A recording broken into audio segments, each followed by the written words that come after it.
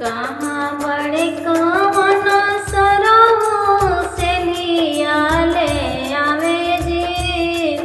से लिया के रुसल जीजा अंगूठी से ना माने जी, से लिया के रुसल जीजा। कहाँ बड़े कवन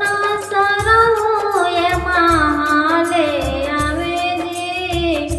ए महा के रुसल जीजा रुपैया से ना माने जी, ए महा के रुसल जीजा। कहाँ बड़े कवन ससुर से लिया ले आवे जी,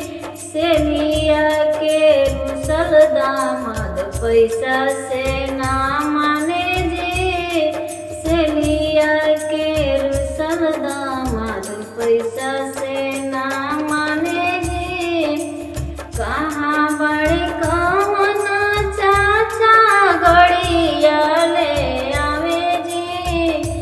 गड़िया के रुसल दामाद साइकिल से ना माने जी, गड़िया के रुसल दामाद